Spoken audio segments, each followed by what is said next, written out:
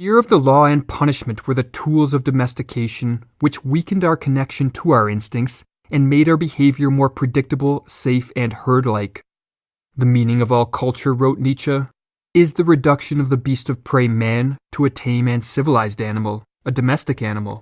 While this process of domestication was necessary for the creation of civilization, it came at the cost of transforming the human being from a strong, innocent, and free animal into a guilt-ridden, manipulable, and tame creature, dependent on a shepherd to lead him. זעקת, השכמה. Error has turned animals into men. Might truth be capable of turning man into an animal again? I call an animal, a species, an individual corrupt when it loses its instincts, when it chooses, when it prefers what is harmful to it. Throughout much of history, humans have perceived themselves as superior to all other creatures. Myths of our divine origin and our place at the crown of creation are found in religions reaching back thousands of years. Even in our scientifically enlightened times, this conviction of our species' supremacy has not been shaken. For now we are masters of the earth, the pinnacle of evolution, the only rational and moral species in a world of unconscious creatures red in tooth and claw. But not all have agreed with this sentiment. Some in fact have viewed mankind in a very different light. The philosopher Friedrich Nietzsche, for example, believed that if you looked deeply into the human psyche, you would discover that beneath our vanity and the masks we display, we are the only animal severed from our instincts and hence the sickest species ever to have walked this earth. We have learnt better. We have become more modest in every respect. We no longer trace the origin of the human being in spirit, in the divinity. We have placed it back among the animals. And even in asserting that, we assert too much. The human being is, relatively speaking, the most bungled of all the animals, the sickliest, the one most dangerously strayed from its instincts. But for all that, he is of course the most interesting. How did we, the most cunning of all creatures, become the suffering animal par excellence? To answer this question, Nietzsche's mind was drawn back many thousands of years to a time when our species' civilized disposition had yet to develop. In these prehistorical ages, humans were primarily driven by their instincts. They were, according to Nietzsche, half animals that were well adapted to wilderness, war, prowling, adventure. A dramatic transformation in the psyche of these half animals occurred when they moved from the wilderness into civilization. Within these confines of society and peace, humans found themselves, for the first time, subject to laws and customs backed by the threat of punishment, and hence, no longer ruled by instincts alone.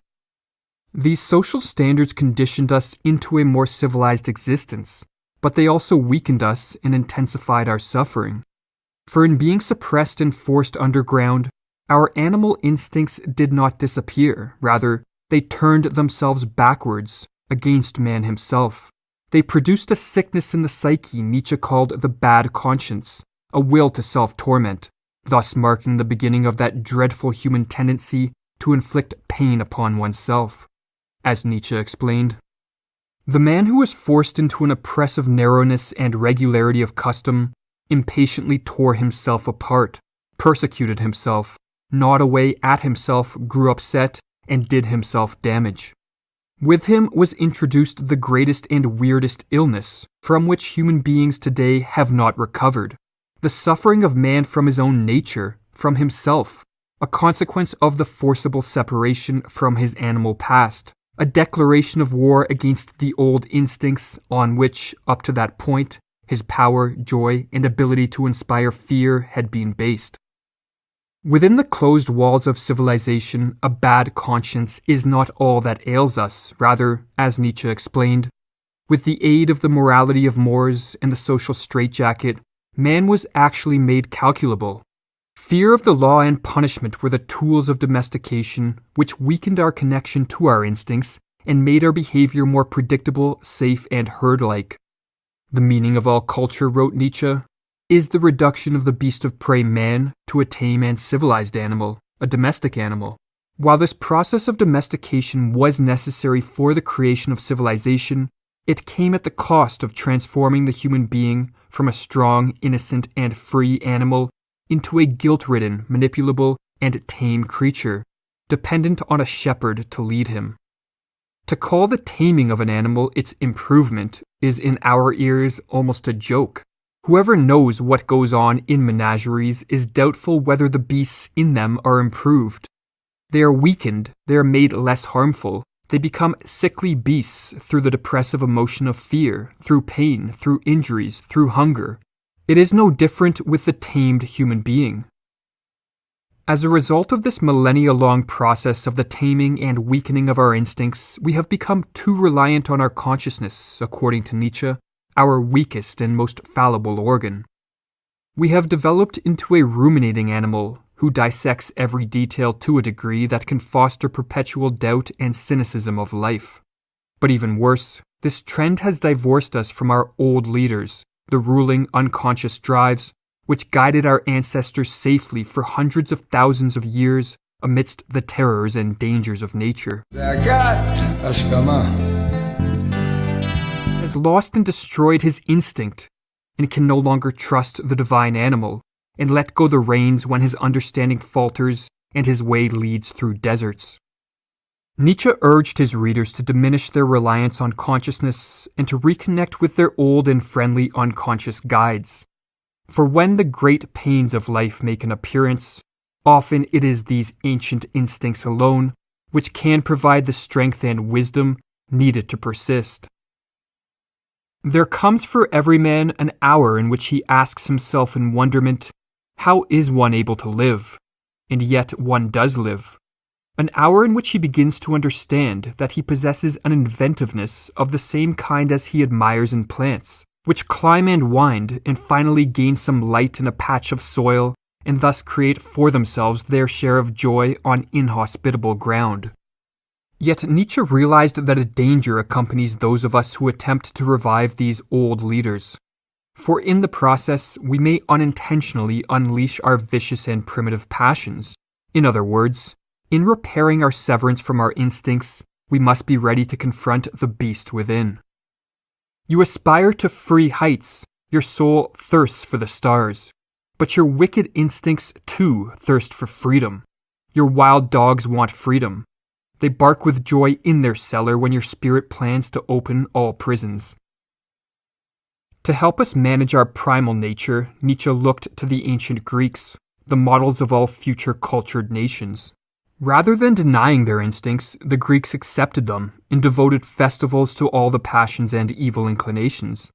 The function of these festivals was to serve as culturally sanctioned mechanisms, to help the Greeks transform their primal passions into productive cultural forces and vehicles of creation and life affirmation. But in the modern world, we lack any societal devices of this type, and therefore, Nietzsche urged his readers to create their own festivals in celebration of the primordial passions so as to promote their modification into more fertile and spiritual forms. Once you had fierce dogs in your cellar, but they changed at last into birds and sweet singers. Or as he elaborated in an unpublished note, in order to be able to create, we must give ourselves greater freedom than has been given us before.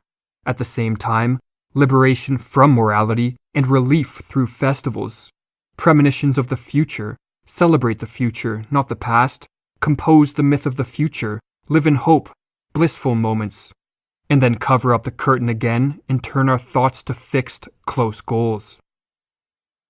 Nietzsche was so adamant on reconnecting to our animal instincts because he realized that we can never rid ourselves of these fundamental elements of our being. We either recognize them and harness them for use in a constructive and creative manner, or we deny them and force them underground.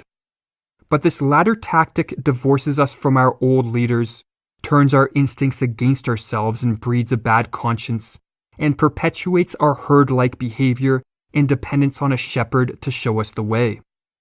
Society tames the wolf into a dog, and man is the most domesticated animal of all. In his book Human, All Too Human, Nietzsche used the ancient Greek myth of Kirka as the symbol for this return to the animal foundations.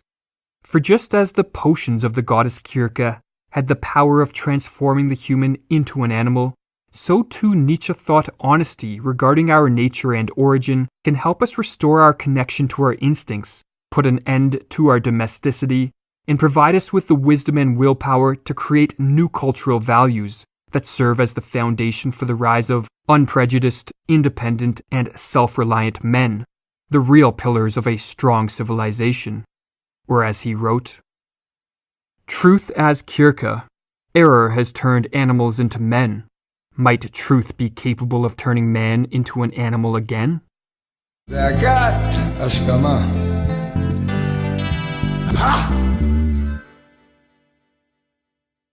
אנחנו? שמעת על המאפיה? זה אנחנו. איך קוראים לך? נעים מאוד, ששון המחסל. מחסל? הבהלת אותי.